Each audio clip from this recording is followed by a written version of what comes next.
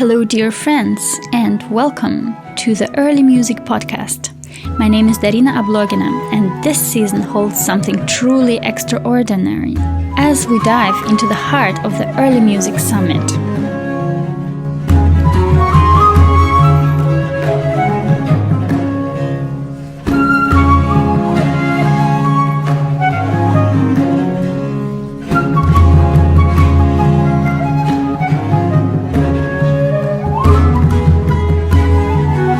Can we embrace the bigger picture of research, education, performance, and creation? How will we redefine our field in a more open, inclusive, and balanced world? Join us in shaping the future of the early music scene with the Early Music Summit. And today my guest is... I'm Romina Lischka. I am a viola da gamba player and the artistic director of Hathor Consort. And I also sing Dhrupad, which is northern Indian classical music. Could you share your journey of becoming a musician and dedicating your life to early music, but not only early music, of course? I started as a child. I played guitar first. I actually studied classical guitar first, but I also started to play the viol when I was 12, I think. I went to the Schola Cantorum in Basel, and then I continued to study in Belgium, in Brussels with Philippe Yalot. Then I just became a professional viol player. I also studied in Rotterdam and in India, and I don't know, music made the path in my life. You mentioned so many different institutions where you have been studying. Could you maybe share why you went then to India or to Rotterdam? After I studied in Basel, I felt more like I wanted to sing and I wanted to improvise more, and I wanted to find a bit my own voice, maybe in a way.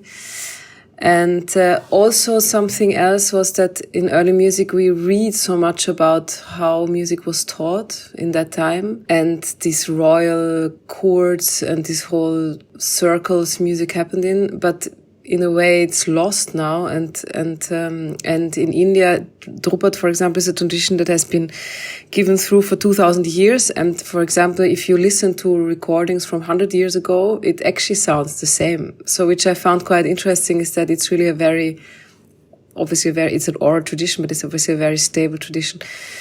And the way I was taught there was very different. It's an oral tradition. There's nothing written down. You only get the information you get from your teacher. You can't read much. You can go to other people, but also this is then the thing of oral traditions. Things can get lost also. It's a very different way of teaching where you kind of live together, where music is there all the time, where the teacher I learned with in India, his father was still a musician to the royal court of Udaipur, which only stopped in the 70s. But this again is a totally different culture than we are used to. Where did you get this motivation to extend your boundaries in terms of early music, and how did you profit from that personally? I think that I actually already was interested in it before I studied early music. It was in my youth that I was just very fascinated or interested in certain foreign cultures or music. And I listened a lot to music, to a lot of very different music. The interest was there already, but then to go deeper into that and to really learn it, that only happened at a certain point. The timing is very different. Performance or the whole form of it is very different. Yeah, that's something that changed. And also the length of things. Because a Dhrupad performance takes 1 hour and everything is improvised. There's no break. And then as a person, again, I think it's the mind. More observing maybe, less judging. Yeah, I think whenever you meet different culture, there are things that you find strange. It's a little bit, you become a bit more get multi-mentalities maybe after a while if you start to live in different places. Among your activities, there is also the contemporary music field. How does it work for you? It's a bit of a search. I think it depends very much on the composer. You can commission a piece, you can have aim, what do you want to say, what kind of early music do you include, what do you, or maybe not, or you only do contemporary music. I think it's also about widening the horizon, maybe. How did it change your attitude to the early music with all these multicultural, multidisciplinary approaches and activities? It feels like there's a lot of change going on in general. I still really appreciate early music. There's so many different ways. I think it depends on the context. Well, it feels like there's pure early music festivals, but there's also a lot of openness. That's what changed, I think, a lot in the last 10 years at least, or 15, I don't know. How do you see the tendencies? What are the trends, let's say, nowadays? Anything you do that is not known is like sort of educating the public, the audience. And that's probably the main. The proportion of these open-minded programs and pure early music programs, how do you see the interaction of those? I think it deserves to be purely early music. It depends what the intention is. What do you want to educate or share or give to the audience? I think in the end, it's the key point is also the contact to the audience and to create a festival, to build up an audience, to create certain artistic ideas you want to share.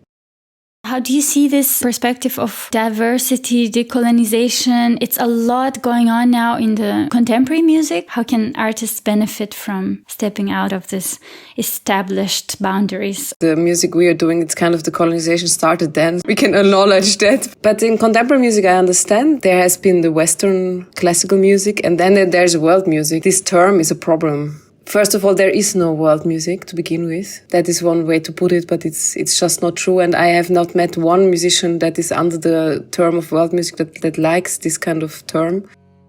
Could you bring an example of a project or a collaboration that you have been involved within the early music field? I did a project with combined Dhrupad and English Renaissance music. And what happened in this project is that it did change a lot. The early music part, we started to improvise in polyphony and it came into Raga music.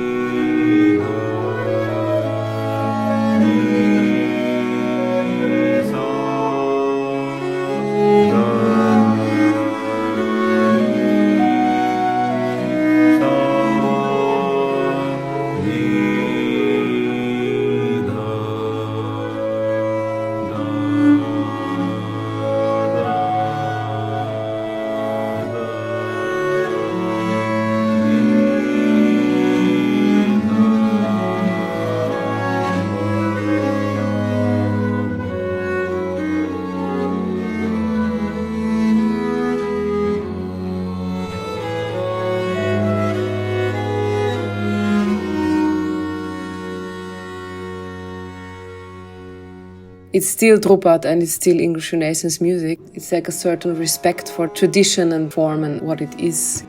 Do you have some more upcoming projects within this collaborative approach? A big project which is festivities around the light cycles based on the old Celtic tradition and how it spread throughout Europe and what kind of remains are in the traditional music still. There's electronics also, there's video, Indian music. So each year, each season there will be a premiere of one project. So there's the winter solstice is this December. In 2025 is spring equinox and then is summer solstice, autumn equinox.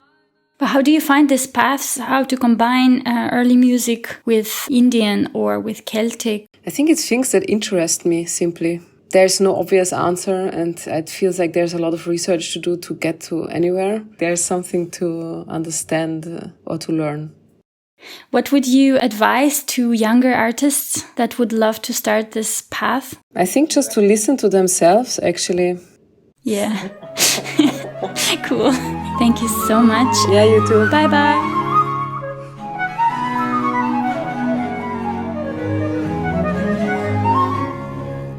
In this episode, we've had the pleasure of speaking with Romina Lischka and delving into the fascinating world of early music.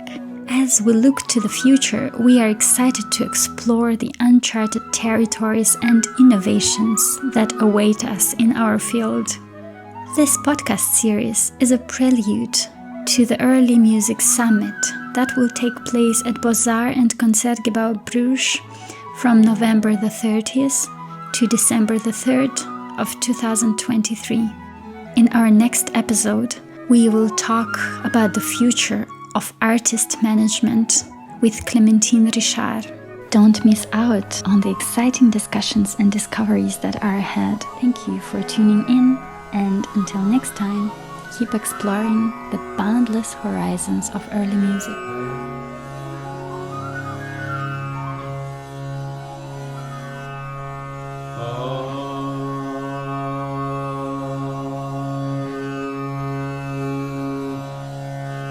Yeah.